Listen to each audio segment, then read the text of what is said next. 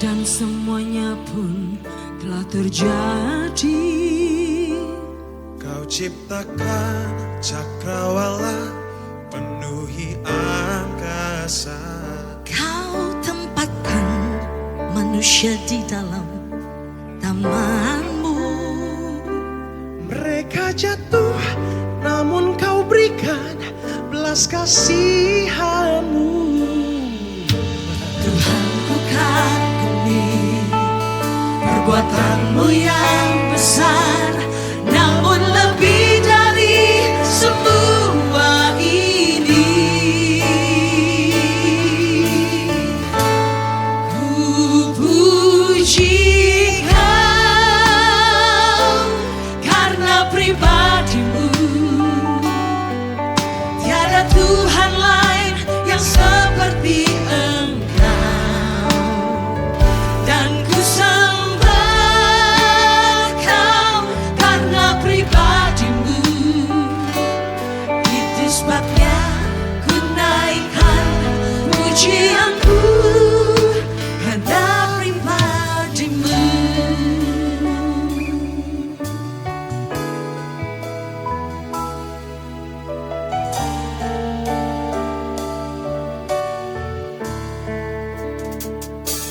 Kau genapi janjimu melalui perawan Maria.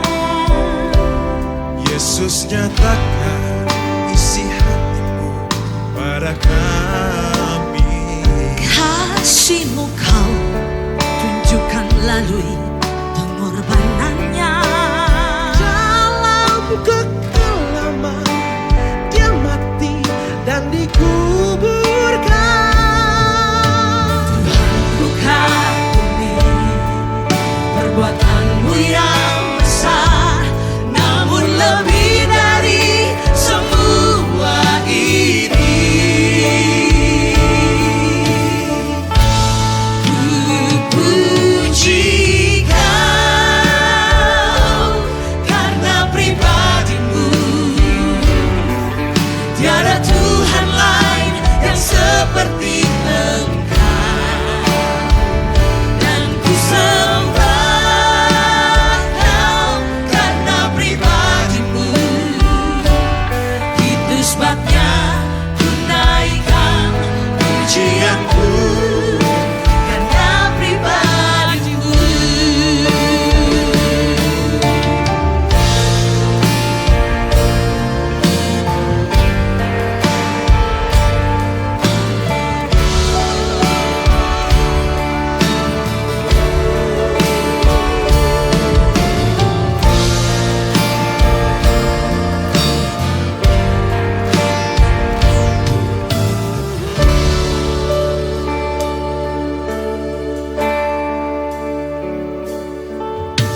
Tuhanku kagumi perbuatanmu yang besar, namun lebih dari semua ini. Ku puji Kau karena pribadimu. Tiada Tuhan lain yang seperti Engkau, dan ku sembah Kau karena pribadimu. Itu sebabnya ku naikkan pujianku karena pribadimu. Oh, karena pribadimu. Karena pribadimu.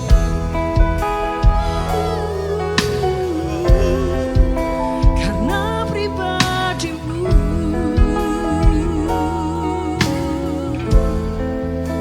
Karena pribadimu.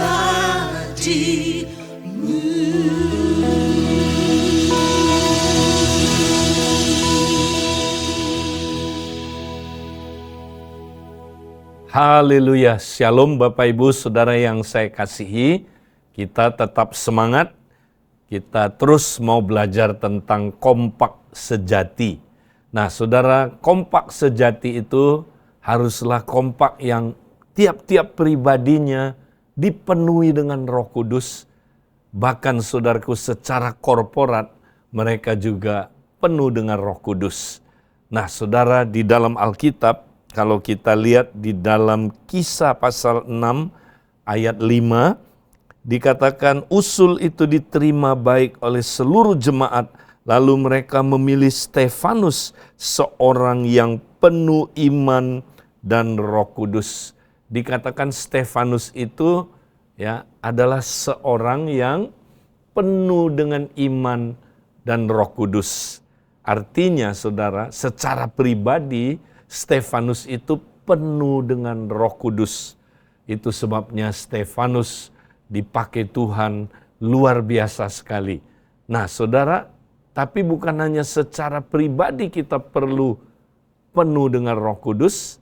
Kalau saudara perhatikan Efesus 5 ayat 18 sampai ayat yang ke-19 dikatakan, dan janganlah kamu mabuk oleh anggur, karena anggur menimbulkan hawa nafsu, tetapi hendaklah kamu penuh dengan Roh. Dan berkata-katalah seorang kepada yang lain dalam mazmur, kidung puji-pujian, dan nyanyian rohani. Bernyanyilah dan bersoraklah bagi Tuhan dengan segenap hati. Nah, kata kamu di sini tentunya jamak, saudara. Ya. Nah, Paulus menulis dalam Efesus pasal 5 ini, dia berbicara kepada komunitas gereja. Yaitu komunitas yang ada di rumah-rumah yang dimana mereka, saudaraku, kumpul bersama-sama. Ketika mereka kumpul bersama, Paulus bilang, hendaklah kamu jamak, penuh dengan Roh, dan berkata-katalah seorang kepada yang lain. Jadi ini jelas sekali komunitas. Ketika komunitas berkumpul sebagai tubuh Kristus, kita juga mesti jadi komunitas yang dipenuhi dengan Roh Kudus. Nah, saudara, demikian juga kompak. Ketika kita kumpul sama-sama, kompak harus mempraktekkan kompak yang dipenuhi dengan Roh Kudus. Tetapi bukan hanya itu, secara pribadi, juga harus penuh dengan Roh Kudus. Barulah kalau pribadi dan kompak dipenuhi dengan Roh Kudus, maka barulah kita bisa menjadi murid Kristus yang bertumbuh semakin serupa dengan Kristus. Nah, karena itu saudara, pada minggu ini saya ingin mengajak saudara melihat apakah artinya penuh dengan Roh Kudus itu. Nah, sebelumnya saudaraku, kita mesti lihat dulu mengapa kita perlu dipenuhi oleh Roh Kudus. Mengapa? Nah, kita lihat di dalam Yohanes 14 ayat 16 sampai ayat 17, aku akan minta kepada Bapa dan ia akan memberikan kepadamu seorang penolong yang lain, supaya ia menyertai kamu selama-lamanya, yaitu Roh kebenaran. Dunia tidak dapat menerima dia, karena dunia tidak melihat dia dan tidak mengenal dia. Tetapi kamu mengenal dia, sebab ia menyertai kamu dan akan diam di dalam kamu. Nah, saudara, Roh Kudus itu adalah seorang penolong yang lain. Artinya apa, saudara?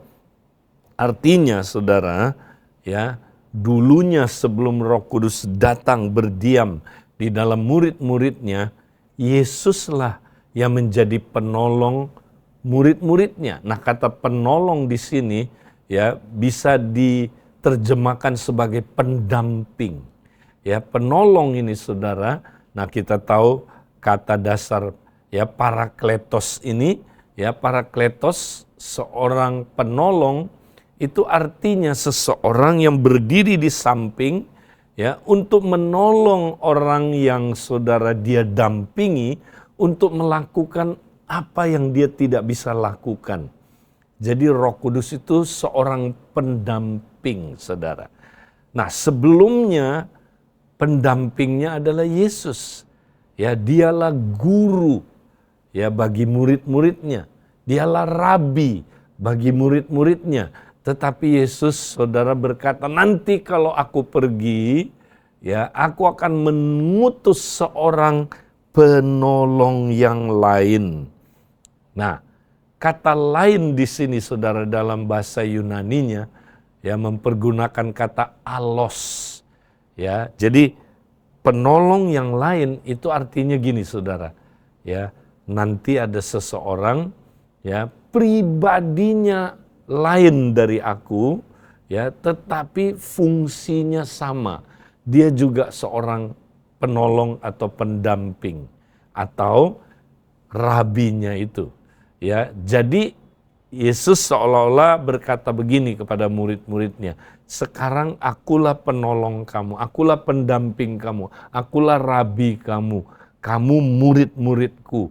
Ya, nah kalau aku pergi nanti jangan takut murid-muridku, karena aku akan mengutus seorang penolong yang lain. Artinya ada seorang yang fungsinya sama, perannya sama sebagai penolong, pendamping atau guru atau rabi, ya. Tapi dia pribadi yang lain. Yaitu siapa? Roh Kudus. Berarti Roh Kudus, saudara, diberikan kepada kita murid-murid Kristus adalah supaya apa, saudara? Supaya melalui Roh Kudus, Kristus dapat memuridkan kita.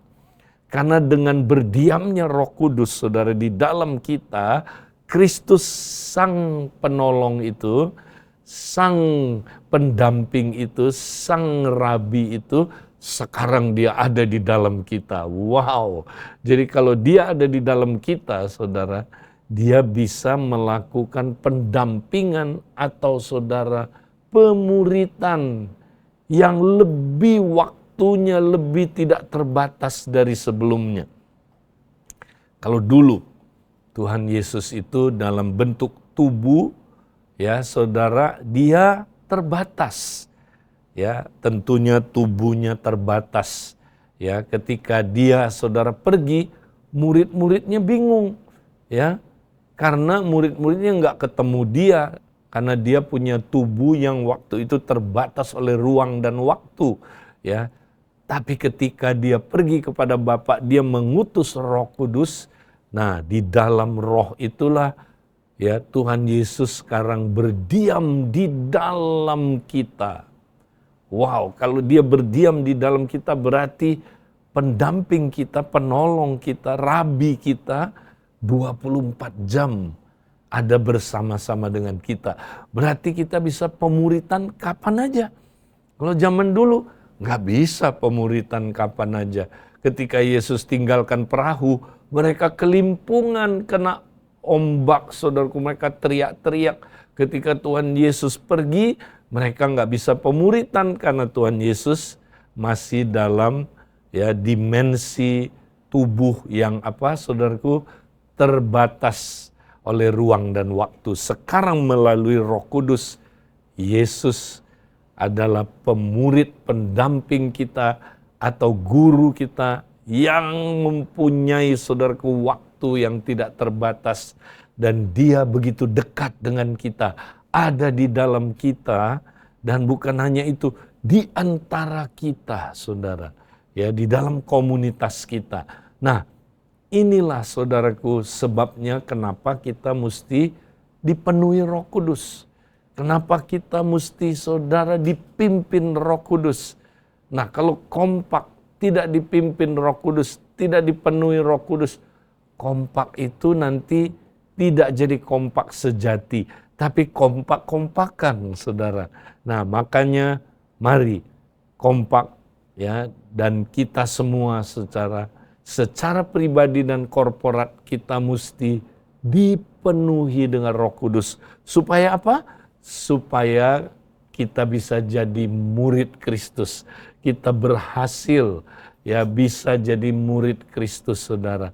Supaya sang rabi itu bisa memuridkan kita melalui Roh Kudus 24 jam sehari. Ya, itu, ya, alasannya yang paling utama, saudara. Tanpa Roh Kudus kita nggak bisa bertumbuh menjadi murid Kristus yang tiap hari berjalan bersama Kristus, belajar dari Kristus, dan berubah serupa dengan Kristus. Nah, jadi kita mesti dipenuhi dengan Roh Kudus. Nah, hari ini saya ingin menyampaikan ya lebih dalam lagi ya apa artinya dipenuhi dengan Roh Kudus. Nah, saudara, supaya seseorang bisa dipenuhi dengan Roh Kudus, ya maka dia mesti dibaptis dalam Roh Kudus, saudara. Dibaptis.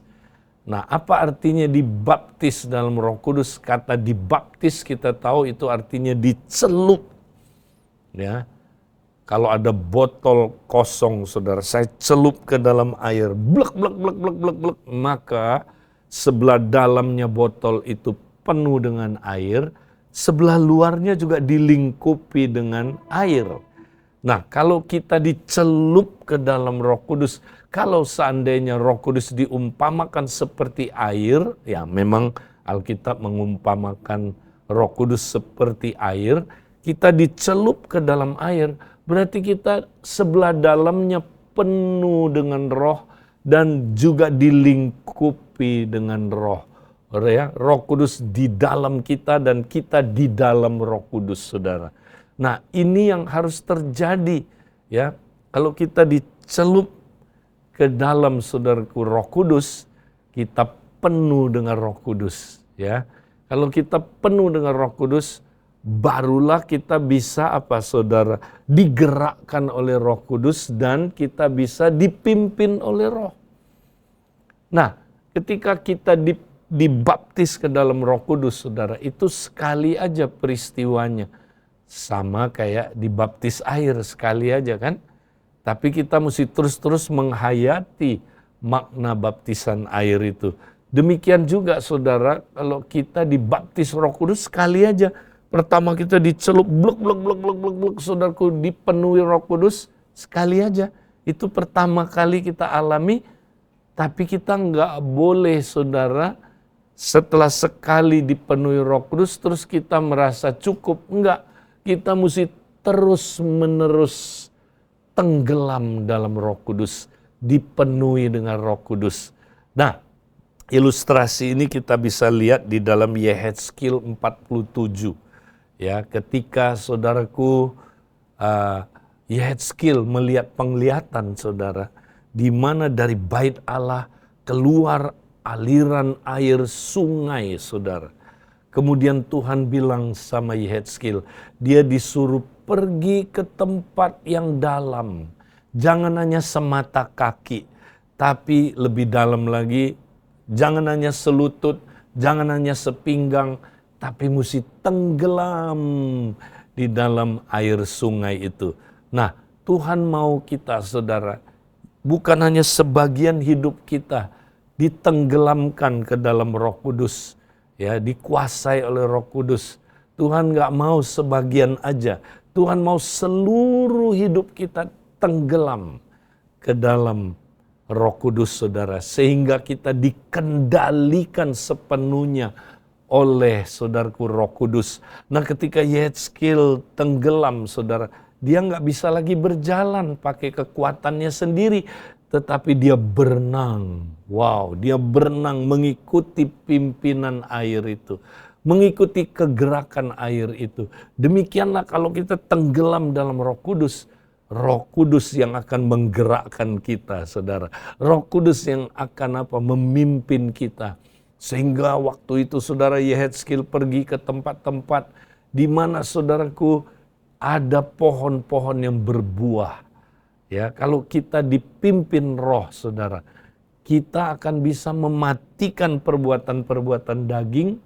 Perbuatan daging tidak bisa lagi, saudara, bekerja karena Yehezkiel sudah berenang. Dia nggak pakai lagi kekuatan jalannya. Ya, dia berenang, saudara. Maka sekarang dia, saudara, dipimpin Roh, tidak dipimpin oleh kedagingannya. Dan kalau kita dipimpin Roh, saudara, kita pasti berbuah Roh. Makanya pohon-pohon di sekelilingnya, ya, itu digambarkan sebagai orang yang, saudara, dipimpin Roh akan menghasilkan buah dalam hidupnya. Bukan hanya itu, kita akan menggenapi ya rencana Tuhan, kita akan menjadi saksi ya untuk jiwa-jiwa. Ya, maka banyak di situ ikan-ikan. Ya, Tuhan akan pakai kita memenangkan jiwa, saudara. Nah, itulah saudaraku, ya, kalau kita dipenuhi dengan Roh Kudus, baru kita bisa digerakkan dan dipimpin oleh Roh. Nah, saudara, dipenuhi dengan Roh Kudus itu adalah sebuah perintah. Ya, itu bukan saudara usul saran, ya, tapi itu perintah ya yang kita mesti taati. Dan kata kerja pasifnya di sini dipenuhi dengan Roh Kudus adalah kata kerja yang menunjukkan waktu yang terus-menerus, bukan sekali-kali aja. Oh, saya dulu udah penuh Roh Kudus. Kapan? Oh, waktu CG, Champion Gathering, saya penuh Roh Kudus. Sekarang enggak lagi. Nah, enggak boleh begitu, saudara.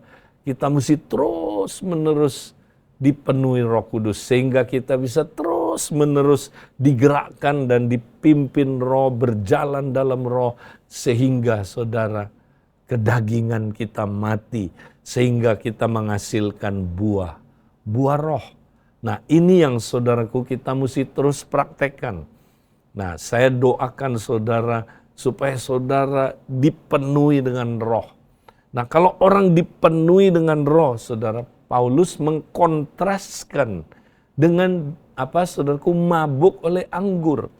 Dia bilang janganlah mabuk oleh anggur, tetapi, nah dia kontraskan, penuhlah dengan Roh. Jadi ini kontras, tapi ada analoginya sama, saudara. Kalau orang, saudara, ya, dipenuhi dengan anggur, dia saudara? Dikuasai total oleh ya alkohol. Nah, kalau orang dikuasai total oleh alkohol, saudara, apa yang terjadi? Maka pikirannya, perasaannya, kehendaknya, kata-katanya, termasuk tindakannya juga dikuasai oleh alkohol itu. Iya kan? Pikirannya saudara? Pikirannya ngaco. Iya kan? Karena dikuasai sama alkohol itu. Ya, perasaannya wow, ya ekstasi. Ya, dia seperti wah tapi nggak nyata, saudara ya. Apalagi saudaraku, kemudian saudara kehendaknya dikuasai oleh ya alkohol itu sehingga melakukan hal-hal yang bukan yang dia kehendaki tapi dipengaruhi oleh alkohol itu. Jadi ngaco tindakannya, kata-katanya pun ngaco, saudara. Ya, nah demikianlah saudaraku analoginya. Kalau orang saudara dipenuhi dengan Roh Kudus, kontras. Ya, kalau kita dipenuhi dengan Roh Kudus, kita dikuasai oleh ya anggur dari surgawi itu, saudara. Apa yang terjadi? Maka pikiran kita menjadi pikiran Roh, pikiran Kristus. Ya, perasaan kita perasaan Roh, perasaan Kristus. Ya, saudaraku? Sukacita, damai sejahtera, ya saudara, dalam Roh Kudus. Ya, kemudian kehendak kita mengikuti kehendak Roh, kehendaknya Kristus. Ya, kata-kata kita, ya saudara, mengikuti saudaraku? Kata-kata yang saudaraku, diurapi oleh Roh Kudus. Ya, nah makanya saudaraku, kata-kata orang yang dipenuhi Roh Kudus ini, saudara, dikatakan berkata-katalah seorang kepada yang lain dalam mazmur, kidung puji-pujian, nyanyian rohani.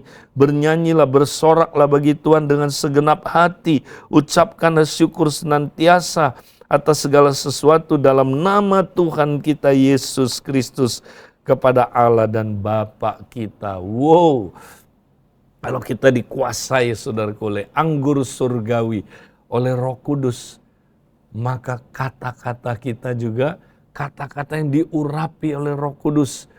Kata-kata yang saudaraku, berupa pujian, ya, penyembahan. Ya, kata-kata ini, kata-kata pujian ya, sehingga kita menyanyikan mazmur, kidung puji-pujian, bahkan nyanyian rohani. Nah, dalam bahasa aslinya nyanyian rohani ini artinya nyanyian, ya saudaraku, dalam bahasa roh. Ya, kita bisa saudaraku berkata-kata, bernyanyi dalam bahasa, ya, bahasa roh, ya, sehingga saudaraku nyanyian kita memuliakan Tuhan. Luar biasa, saudara.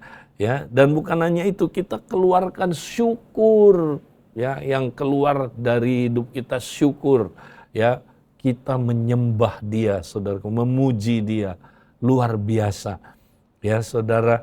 Dan nah, bukan hanya itu, tapi ayat 21 bilang, rendahkanlah dirimu seorang kepada yang lain dalam takut akan Kristus.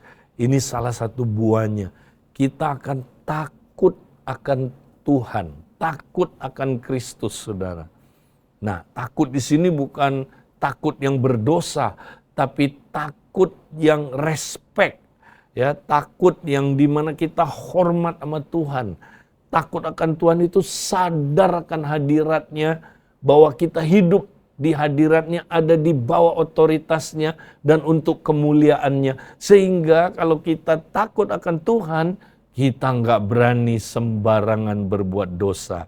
Kalau kita takut akan Tuhan, egonya dimatikan, saudara. Sehingga kita merendahkan diri seorang akan yang lain. Nah, saudara, inilah yang kita mesti praktekkan setiap hari. Kalau kita praktekkan ini, saudara, maka kita bisa, ya, berjalan bersama Kristus setiap hari, belajar dari Kristus, dan kita pasti berubah serupa Kristus. Mari saudara, secara pribadi dan secara kompak bersama-sama kita terus-menerus dipenuhi dengan Roh Kudus. Tuhan memberkati kita. Amin.